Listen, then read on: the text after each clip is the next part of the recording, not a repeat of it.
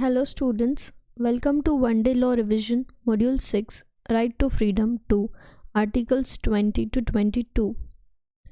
Let's quickly go through the synopsis first. In this we will cover protection in respect of conviction for offense, that is Article 20, protection of right of life and property and personal liberty, Article 21, right to education, evolution and importance, Article 22, protection against arrest and detention. So let's get started. सबसे पहले हम देखेंगे protection in respect of conviction for offence. Article 20 बात करता है एक fundamental right की जो कि कॉन्स्टिट्यूशन ने दिया है सारे सिटीजन्स को, and this right is given in respect of conviction for offence. मतलब जब कोई ऑफेंस हुआ है, जब तुमने कोई क्राइम किया है and you are accused of a crime, तुम्हारे ऊपर चार्जेस है, तब कुछ राइट्स तुमको मिलेंगे. That is cover under article 20. तो 3 तरीके के राइट्स मिलते हैं. So 1 is protection against ex post facto law.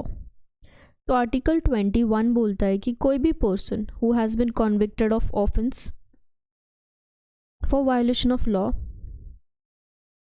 तो ऐसे कोई भी पर्सन को जो भी उसका वायोलेशन है उससे ज़्यादा का ऑफेंस चार्ज नहीं किया जा सकता, या जो भी पेनल्टी जिस भी एक्ट का उसने वायोलेशन किया है वहाँ पे जो पेनल्टी दी है उससे ज़्यादा उसको पेनल्टी भरने के लिए नहीं बोला जा सकता. This is called ex post facto law. मतलब no person shall be convicted for an offence except for violation of law in force. मतलब जो उसने वायोलेशन किया ये छोड़ के कुछ और बड़ी सज़ा उसको नहीं दी जा सकती, ना ही पेनल्टी ज़्यादा की उससे भरवाई जा सकती है. It means that legislature cannot make a law which provides for punishment of act which were committed prior to the date when it came into force.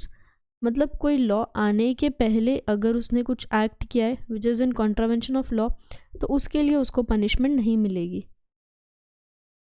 New law cannot punish an old act. मतलब act पहले ही हो गया था, old act है और बाद में law बना, तो अब ये लॉ पुराने एक्ट को नहीं पनिश कर सकता है. इसके कुछ एक्सेप्शन हैं जैसे कि इनकम टैक्स या कोई भी टैक्सेस. सेकेंड है गारंटी अगेंस्ट डबल जियोपार्डी. मतलब किसी भी पर्सन को एक ही ऑफेंस के लिए, सेम ऑफेंस के लिए एक से ज़्यादा बार पनिशमेंट नहीं मिल सकती. He can not be prosecuted and punished for same offence more than once. इसका ऑब्जेक्टिव क्या है? To avoid harassment which must be caused for successive criminal proceedings where the person has committed only one crime. Privilege against self-incrimination. Article 23. Article 23 बोलता है कि किसी भी person को उसी के अगेंस्ट विटनेस नहीं बनाया जा सकता. No person accused of any offence shall be compelled to be witness against himself. किसी भी पर्सन को उसके खुद के विरोध में विटनेस नहीं बनाया जा सकता, क्योंकि कोई भी person until proved guilty innocent होता है. कोई भी अक्यूज्ड जब तक गिल्टी प्रूव नहीं होता है इनोसेंट होता है, तो उसके अपोजिट से उसको विटनेस नहीं बनाया जा सकता. तो जो प्रोसिक्यूशन है उसकी ड्यूटी है कि वो बताए कि वो क्यों गिल्टी है. केस लॉ है स्टेट ऑफ बॉम्बे वर्सेस काठी कालू ओघड़. इसमें क्या बोला था? 23 का वायोलेशन नहीं है. कब? जब अक्यूज्ड को बोला गया है कि उसकी हैंड राइटिंग का स्पेसिमेन चाहिए, या उसके सिग्नेचर चाहिए, या उसके पाम फिंगर का इम्प्रेशन चाहिए, तो that can be a witness from opposite side. So फिर उस केस में उसको देना पड़ेगा, but otherwise he can not be forced और compelled to be a witness against himself. तो हैंड राइटिंग सिग्नेचर या आर्टिकल 23 का वायोलेशन नहीं है. Protection of right to life and personal liberty. Article 21. Article 21 बोलता है कि किसी भी पर्सन को उसकी लाइफ या पर्सनल लिबर्टी से डिप्राइव नहीं किया जा सकता except according to procedure established by law. Article 21 can only be claimed. कब आर्टिकल 21 लगाया जाएगा? जब किसी पर्सन को उसकी लाइफ या उसकी पर्सनल लिबर्टी से हटाया जा रहा है बाय द स्टेट, और स्टेट को डिफाइन किया था आर्टिकल 12 में. Violation of the right by private individual is not with in the purview of article 21. तो आर्टिकल 21 दो राइट्स के बारे में बात करता है, right to life and personal liberty. A K Gopalan to Maneka Gandhi. Maneka Gandhi's case एक ये बड़ा ही लैंडमार्क केस है इन द इंटरप्रिटेशन ऑफ 21, क्योंकि उसने एक नवा ही व्यू पॉइंट दिया था to look at the chapter 3 of constitution. Prior to Maneka Gandhi's decision, article 21 guarantee देता था राइट टू लाइफ की एंड लिबर्टी की, but only against the arbitrary action of the executive and not from legislative action. तो what this case did was extend this protection against legislative action to, मतलब पहले protection सिर्फ arbitrary action से था, legislative से नहीं था। इस केस के बाद प्रोटेक्शन मिलने लगा लेजिस्लेटिव एक्शन से भी। पर्सनल लिबर्टी का केस सबसे पहले A.K. गोपालन के केस में आया था। उस केस में पिटिशनर ने बोला था कि he had been detained under preventive detention act 1950। Petitioner ने चैलेंज किया इस डिटेंशन की वैलिडिटी को कि ये वायोलेटिव है, मतलब this is violation of 19(1)(d) that is freedom, right to freedom of movement, जो हमने प्रीवियस मॉड्यूल में कवर किया था, which is the very essence of personal liberty, कि पर्सनल लिबर्टी में राइट टू फ्रीडम तो होना ही चाहिए, एंड दैट वाज वायोलेटेड। तो इस बेसिस पे ये केस A.K. गोपालन बेस्ड था। Relationship between articles 19, 21 and 22। Article 19 हमने देखा freedom to speech, freedom to move, freedom to reside. तो आर्टिकल 21 जो कि लाइफ के बारे में बात करता है, पर्सनल लिबर्टी के बारे में बात करता है, तो somewhere 21 is controlled by 19, that is it must satisfy the requirement of 19। Depriving a person of personal liberty has not only to stand the test of 21 but it must stand the test of 19 and 14 also, क्योंकि 19 में सारे freedom दिए, सारे rights दिए, अगर वो हटा दिए गए तो that is depriving a person from personal liberty, and 14 is equality. So both are to be seen before studying Article 21. Due process of law, procedure established by law is used directly in an Indian Constitution. कि law ने जो भी procedure establish की वो follow करना है, ऐसा हमने इंडियन कॉन्स्टिट्यूशन में देखा। But due process of law इसका एक वाइडर टर्म है, it is not explicitly mentioned in the Indian constitution.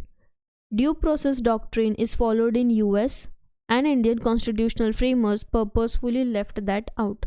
US में ये वर्ड है ड्यू प्रोसेस ऑफ लॉ, और इंडिया के कॉन्स्टिट्यूशन में पर्पसफुली इसको नहीं रखा गया। बट रीसेंट जजमेंट्स में ड्यू प्रोसेस एस्पेक्ट पिक्चर में फिर से आने लगा। Supreme court is using this term.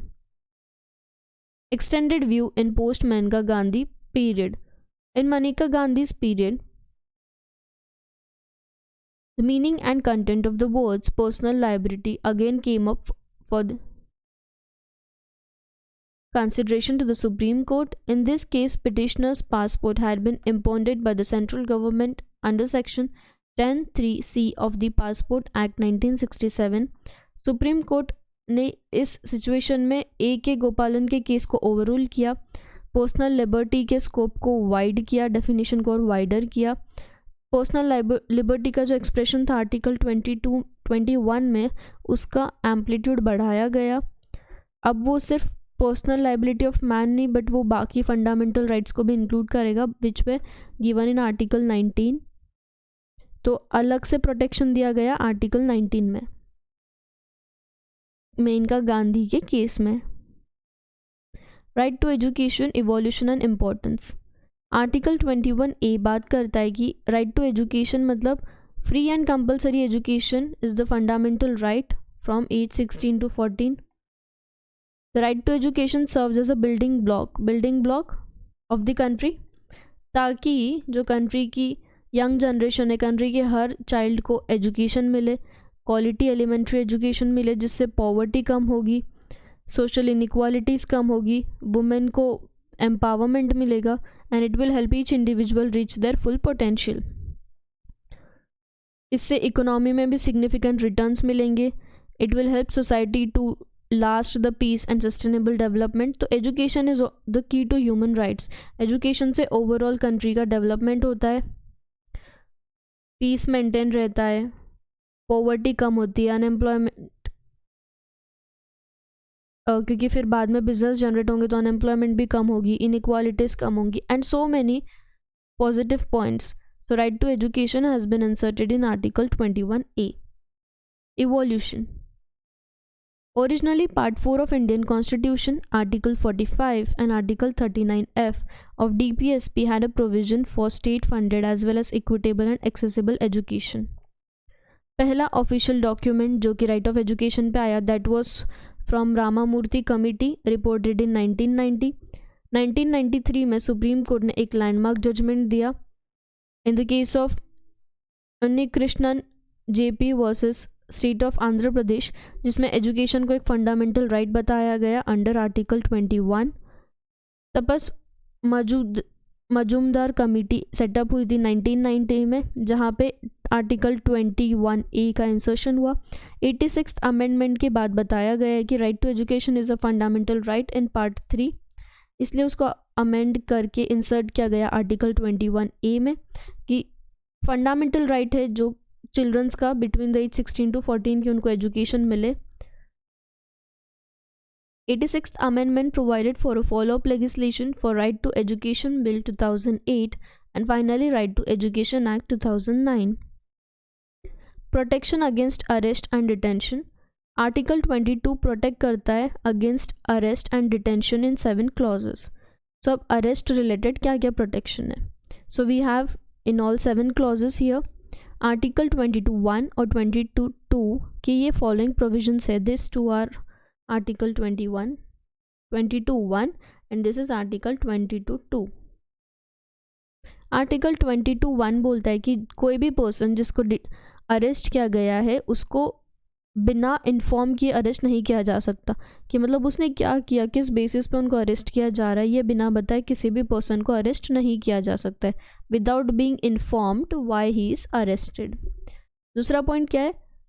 A person who is arrested can not be denied to be defended by legal practitioner. उसको मना नहीं किया जा सकता कि लीगल प्रैक्टिशनर तुमको डिफेंड नहीं करेगा. तो लीगल प्रैक्टिशनर किसी भी अरेस्टेड पर्सन को डिफेंड कर सकता है. अरेस्टेड पर्सन के पास राइट है कि वो एक लीगल प्रैक्टिशनर को हायर करे उसका केस डिफेंड करने के लिए.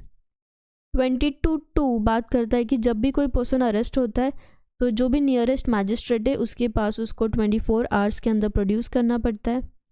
उससे ज़्यादा की कस्टडी कब हो सकती है? Beyond the set period except by the authority of magistrate. बिना मैजिस्ट्रेट के अथॉरिटी के 24 आवर्स से ज़्यादा की कस्टडी में किसी को नहीं रखा जा सकता है. Article 22(3) says that the above safeguards are not available to the following. अगर कोई एलियन एनिमी है तो उसको ये सेफ गार्ड अवेलेबल नहीं है.